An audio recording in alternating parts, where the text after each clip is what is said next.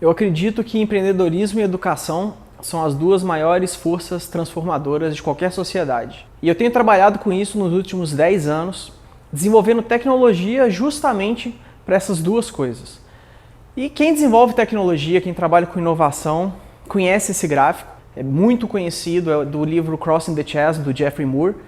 E basicamente esse gráfico representa a teoria da curva de adoção de novos produtos, de novas tecnologias, de inovações.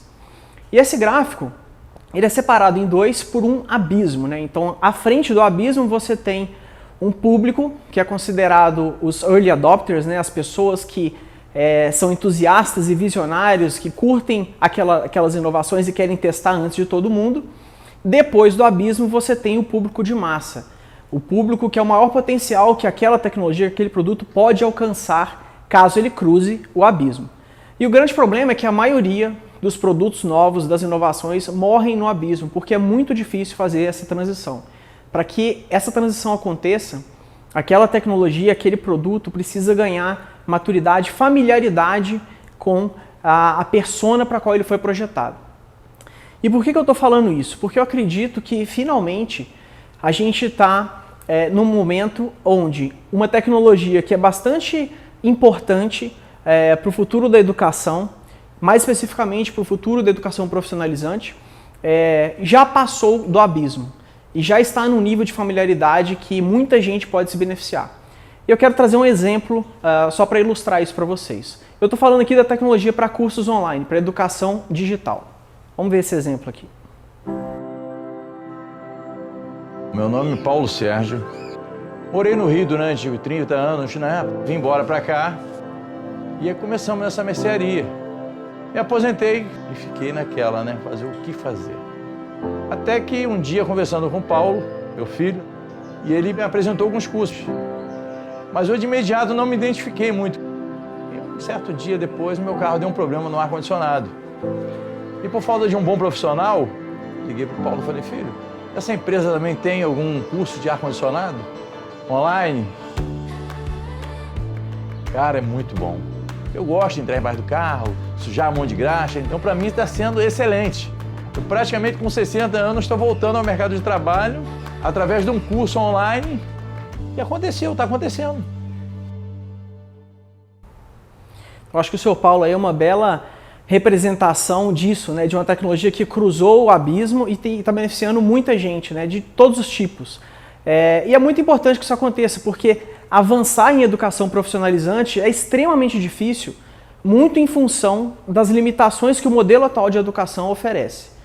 Então, a primeira limitação que eu queria pontuar aqui é o custo e o tempo de formação. Então, eu, por exemplo, me formei em ciência da computação, minha faculdade. Eu fiz a faculdade até rápido, entrei com 17 anos, saí com 21, mas ainda assim foram 4 anos na faculdade, onde junto comigo estavam 45 pessoas, 45 alunos que entraram junto comigo. 4 anos depois, 11 se formaram. 4 anos, 11 profissionais formados. Fora o custo, né? Numa universidade particular hoje, um curso de ciência da computação vai variar de R$ 1.500 a R$ 2.000 por mês. Não se enganem quem acha que cursar algo numa universidade federal não tem custos, porque tem custo sim, por mais que o aluno não pague. Segundo dados do próprio MEC de 2016, a média de custo, né, por aluno por mês em uma universidade federal é de R$ 3.000. E a gente sabe que tudo que gera custo, tudo que tem custo, também tem mais restrições para escalar isso, para a gente levar isso para cada vez mais gente. Uma segunda limitação aqui é o fato de que o modelo de educação atual, ele prevê uma esteira de produção, né? Então, todo mundo entra, eu quando entrei na minha turma de faculdade foi assim, tenho certeza que você também, todo mundo entra numa esteira de produção em conjunto e todo mundo é obrigado a aprender na mesma velocidade, no mesmo ritmo, na mesma hora, no mesmo dia, com o mesmo professor, a mesma disciplina, na mesma sequência, independente do que está acontecendo na sua vida ou independente até da forma como você se sente melhor aprendendo algo, da forma como você é mais produtivo para isso. Isso, obviamente, gera uma grande disparidade, né, durante esses anos todos que você está na faculdade, porque certamente você tem um aluno que é melhor em uma disciplina e ele vai fazer aquilo mais rápido, certamente você tem um que tem mais dificuldade, ele talvez precisaria, quem sabe, pausar o professor em algum momento, voltar ao professor, assistir de novo aquela mesma aula, e hoje você não tem essa possibilidade no modelo tradicional. E às vezes o que bastava era isso. Você teve dificuldade em um conjunto de conceitos, você gasta mais tempo, você aprende aquilo desincronizado com o restante da turma, de forma assíncrona, no seu ritmo. E isso já geraria uma qualidade de educação muito superior, pelo fato de você poder ir no seu ritmo, né? E hoje a gente não consegue, a gente tem uma limitação com relação a isso. Uma terceira limitação é que atualmente muitas pessoas já saem formadas e caem no mercado obsoletas, né? Então, para exemplificar isso, em 2016 a BBC fez uma matéria falando dos diplomas inúteis, né? E não necessariamente ela está querendo dizer aqui que ensino superior é inútil de forma alguma, mas o exemplo que ela traz aqui dos formandos em administração, por exemplo, menos de 5% deles de fato conseguem trabalhar na área. Isso acontece com vários cursos de ensino superior, a pessoa fica ali 4 anos, 5 anos, gasta uma fortuna, né? Se for numa universidade particular, pode até se endividar para bancar 80 mil, 90 mil, 100 mil reais ao longo desse período todo. E quando sai da faculdade, menos de 5% consegue trabalhar na área. O fato de não trabalhar na área significa que vai trabalhar em outra área, numa empresa, e quem vai ter que educar aquela pessoa para aquela profissão vai acabar sendo a empresa, né? Porque ela não se educou para aquilo.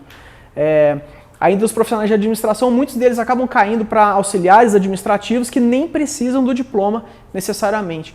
Então é uma frustração, e mais que isso, o custo que isso gera e o tempo que você gasta gera um impacto muito negativo na vida de muita gente que não consegue trabalhar na própria área, depois de tanto investimento pessoal nisso.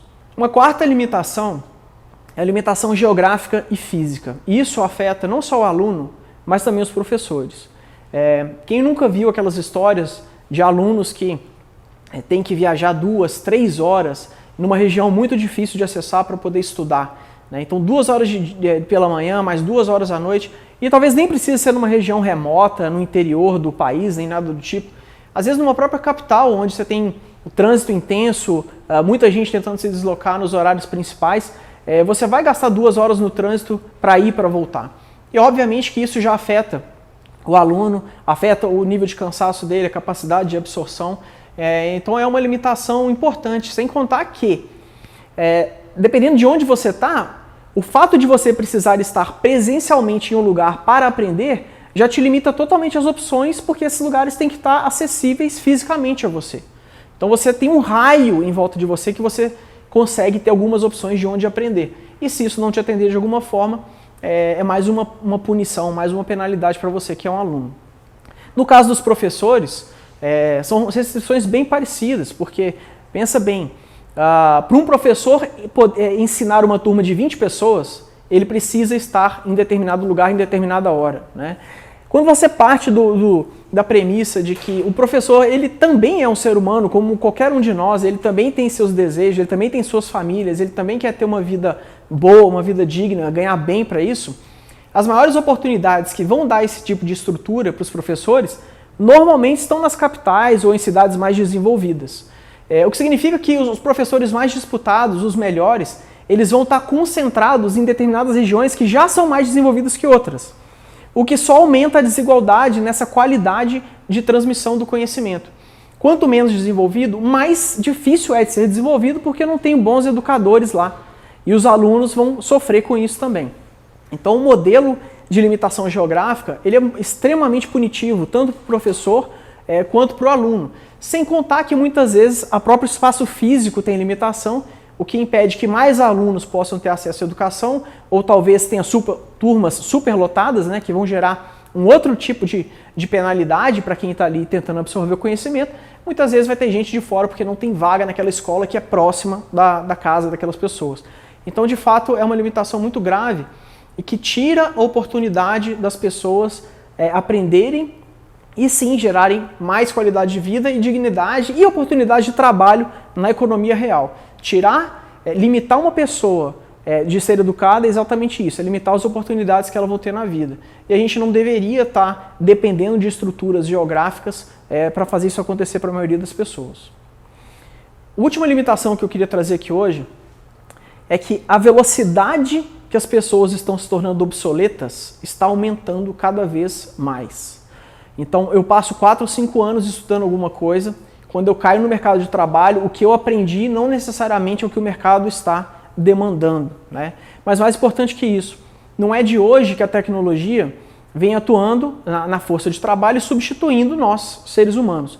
Desde a era agrícola, você tinha lavouras com centenas de trabalhadores e vinha um trator, vinha um arado, que seja, e já substituía boa parte da mão de obra que trabalhava ali naquela fazenda. Isso não mudou, na verdade, isso acelerou ainda mais. Hoje a tecnologia, a inteligência artificial, a robótica vem substituindo essas pessoas cada vez mais rápido.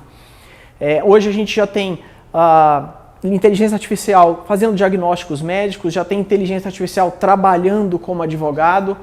O exemplo que está aí, que vocês estão vendo agora, do The Guardian, é uma inteligência artificial que escreve artigos, escreve notícias.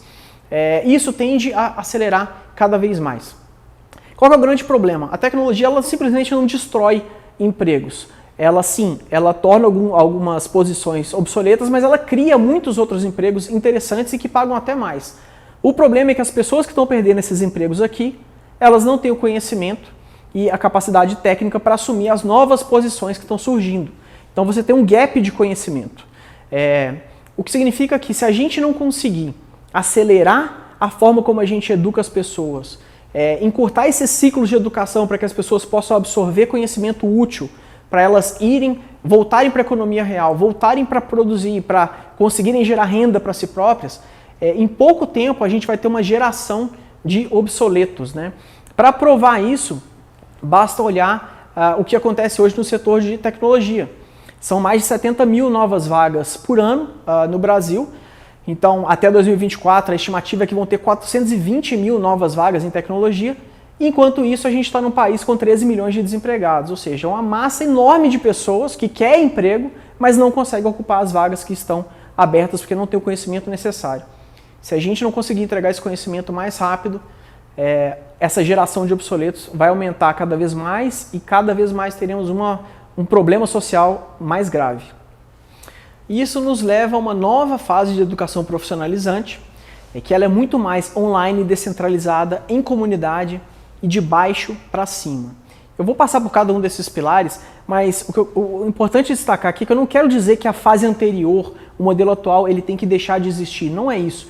Mas a gente precisa disponibilizar alternativas sem essas limitações para que as pessoas possam ter mais facilidade em se educar profissionalmente. Descentralizado, eu quero dizer que ela tem que ser mais online, mais assíncrono. As pessoas têm que ser capazes de aprender independente de geografia, têm que ser capazes de aprender independente do ritmo da turma, o ritmo tem que ser da própria pessoa.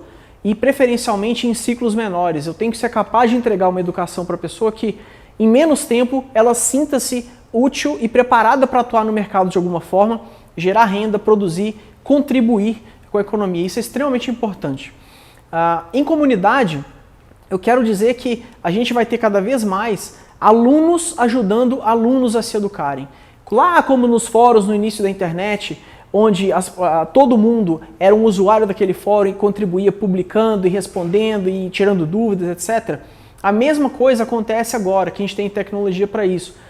A comunidade existe para além da turma dos alunos. A aula acaba, mas a comunidade ainda persiste e um aluno que tem dificuldade pode pedir ajuda para outro e esse outro manda um link que ajuda aqui, manda um áudio que ajuda o outro a resolver um problema e esses alunos vão se ajudando e se educando junto com o apoio do professor, que é o terceiro pilar, que talvez seja o mais importante de todos. Como diz o Sir Ken Robinson, é o que mais vai ajudar a gente a fazer uma transformação na educação de baixo para cima, que é empoderar os professores, empoderar e valorizar os professores, né? À medida que esses professores têm acesso à tecnologia para isso e eles conseguem perceber que a sua valorização, a sua recompensa está ligada à quantidade e à qualidade do ensino que eles conseguem prover através do online, isso já, obviamente gera um incentivo muito maior para que ótimos professores queiram dedicar seu tempo a educar online também. E eles também vão perceber que muitas vezes eles não necessariamente vão precisar estar diretamente ligados a uma instituição muito maior que eles. É por isso que a gente fala que é de baixo para cima. Os professores, por conta própria, podem ir para a internet e ensinar o que eles têm diretamente para os alunos. E quanto mais professores a gente tiver dispostos a fazerem isso, que enxerguem os incentivos que existem em trabalhar dessa forma, mais opções os alunos vão ter. Como em qualquer competição, a educação vai aumentar a qualidade, o custo vai cair. E eu, como aluno, se eu posso escolher entre um professor de matemática ou 100, é claro que nesses 100 eu vou encontrar um professor com o qual eu me identifico mais. E só o fato de eu me identificar com o professor com quem eu estou aprendendo já facilita muito o meu aprendizado. Então, esses são 3 pilares que eu considero importantíssimo. O que eu tenho trabalhado nos últimos 10 anos é justamente para prover tecnologia para que esses 3 pilares aconteçam.